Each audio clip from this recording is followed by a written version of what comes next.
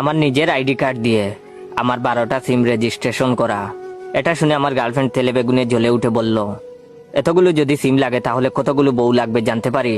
তখন আমি বললাম, সিমের সঙ্গে বউয়ের সম্পর্ক কি? তখন গার্লফ্রেন্ড বলল, তোমার তো একটা সিমেই হয়ে যাবে, তাহলে এতগুলো সিম দিয়ে কি করবে?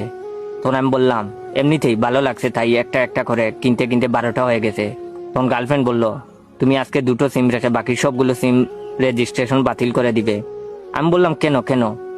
তখন সে বলল, আমি বলছি তাই, না হলে কিন্তু তোমার সঙ্গে আমার সারা জীবনের জন্য ব্রেকআপ। তখন আমার গার্লফ্রেন্ড সাদিয়া রাগ করে চলে গেল। আমি কিছুক্ষণ বসে বসে ভাবলাম, তারপরে উঠে হাঁটা শুরু করলাম। মোবাইল বের করে সাদিয়ার নাম্বারে কল দিলাম, কিন্তু সে রিসিভ করে নাই। সন্ধ্যাবেলা হঠাৎ ওভারব্রিজের নিচে দেখলাম একটা লোক টেলিটক সিম বিক্রি করতেছে। কাছে গিয়ে জিজ্ঞেস করে জানলাম, 100 টাকা রিচার্জ করলেই 100 টাকা তো থাকবেই, বরং 100 মিনিট ও 17 জিবি ইন্টারনেট পাওয়া যাবে। চিন্তা করলাম, এমনিতেই তো অনেক টাকা রিচার্জ করা লাগে, তাহলে একটা নতুন সিম কিনেই ফেলি। সঙ্গে সঙ্গে পকেট থেকে ন্যাশনাল আইডি কার্ড বের করে সিম কিনে ফেললাম। মোবাইল সিম সেট করে সাদিয়ার কাছে কল দিলাম। সাদিয়া অপরিচিত নাম্বার, তাই রিসিভ করে সালাম দিল। তখন আমি বললাম, কি করো ময়না পাখিটা? তখন সে বলল, এটা কার নাম্বার? আমি বললাম, আরে শুনো, একটা মজার কাহিনী। একটু আগে সিমের অফার দেখে লুপ সামলাতে পারলাম না।